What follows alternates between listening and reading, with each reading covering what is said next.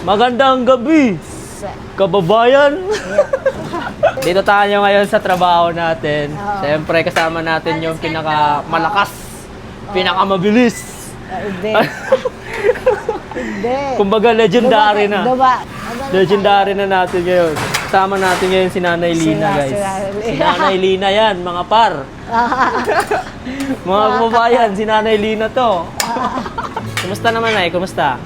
Ayos naman. Ayos naman. Si Nanay, oh. Ayos naman. Tingnan nyo, guys. Dito pa rin. Si Nanay yung pinaka-bagit sa amin dito. Hindi. Oo. 26. Pero mas malakas pa sa amin. Ay, di. Ha? Ayos naman ang buhay dito, no? Dumating ako dito, 2005. 2005 ka dumating dito. Dumating Sobrang ako. tagal na din, ano? Oo. Tapos, akala mo napakaganda ang Canada. Oh, ganyan din dati yung kagaya na pag-usapan natin kanina. Oo. So parang yung expectation mo na, ay, ang ganda siguro ng Canada. Oo. Taas ng mga gusali Isas. siguro. Oo. Tapos yung pagdating natin dito, Yun pala eh. Ang puro hirap pala. puro damo-damo. Kaya, Parang may part sa Canada na parehas lang din sa Pilipinas, ano? oo. Pero at least, citizen ka na, ano? Oo. Dito kami sa trabaho. Trabaho. Closing kami. Ay, hindi pala closing si Nanay. Oo. Hanggang alas 11 lang pala siya. Sasya ko. Biruin mo yun, 15 years na si Nanay nagtatrabaho sa Wendy's. Talaga. Sobrang loyal sa Wendy's. Kumbaga, ang dami nang umalis ng mga tao sa Tao, Wendy's, pero si nandito pa Nanay nandito pa rin. Dito pa rin. Wendy's, baka naman. Pero may trabaho kang iba, di ba, Nay? Oo. Nag-double job pa si Double Nanay. ako. Sipin mo, sa ganitong edad, double job Job pa. pa. Grabe, Kaya- oh. Grabe ang lakas na binigay ni Lord sa'yo, Nay. Kaya, Pero bago ka nag-Wendy's, may ibang trabaho ka pa nun. oo, dati. Sa Silvercrest. Oo. 1 year lang doon. Kasi 1 year ang kontrata eh. Nung araw, 1 year lang. Tapos dati, konti lang yung sahod, no? Mas bababa pa Oo, sa mababa. 11.75. Asyago yun, Nay. Asiago. Jul, dinig tayo lahat. Dinig. Ha? Tayo lang, tayo lang. Tayo lang dalawa? Kasi ikaw may microphone, so mas marinig ka sa akin. Bigyan na ito. Hindi kami natin muna. Ayan, bigyan na ito. Dito naman tayo, nag-work Isipin nyo, tayo. 15 years si Nanay dito. Sino ba namang hindi mabilis niyan? No, wala doon. Dami na mga burger na nagbago. Bago, ano? Pero nung dumating ka dito, Nay, kayo na lahat? Or, Hindi pa. pero kayo mag-asawa? Asawa ko muna, tapos 1 year, sumunod ako. Oo. Tapos pagdating Tapos, ko, sumunod na yung mga anak mo. Pagdating ko galing sa Vancouver, shock ako. Akala ko napakaganda. Sa Vancouver? Tapos, oo. O malaking city yun.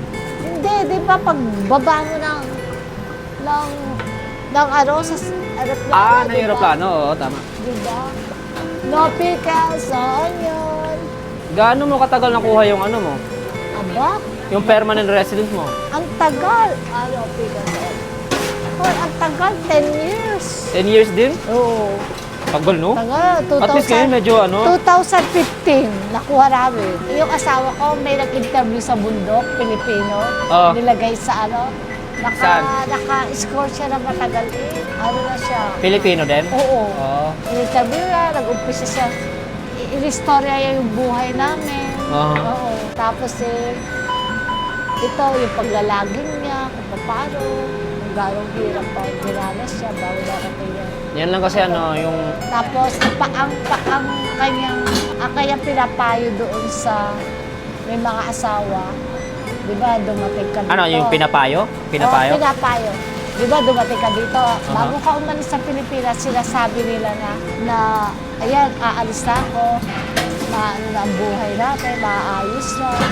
Diyan na kayo. Tapos, ang nangyari, pag nakailang taon na, di ba, iniiwan ang pamilya sa Pilipinas. Ganun ang interview. Binigay yung interview. Ang payo yan, dapat kahit ikaw ina dito, huwag mo kakalimutan ang Pamilya mo dun sa pamilya sa Pilipinas. Oo. Sila pa rin. Yun kasi yung iba na parang nakakalimutan nila pagdating dito Oo. Feeling single pagdating dito. Kaya, pagdating dito, wala na. Marami ding mga realization ko nung dumating na ako dito sa Canada eh. Parang, minsan kasi sa Pilipinas kasi hirap mag-explain na ganito na nangyayari dito sa Canada. Oo, Yung hirap ng mga pinagdadaanan natin. Akala ka nila, ano? Hindi nila, minsan nga hindi maniniwala na wala ka talagang pera ngayon. Oo nga. Parang ikakagalit pa nila na parang Para, hirap mag-explain Tama na. na hindi ganun ka dali yung buhay din dito. Malayo ka nga sa pamilya mo, malayo ka na sa pamilya mo. Tapos, trabaho ka pa ng trabaho. trabaho, kaya, Hindi naman siya, nagre-reklamo tayo, pero yun talaga ang buhay.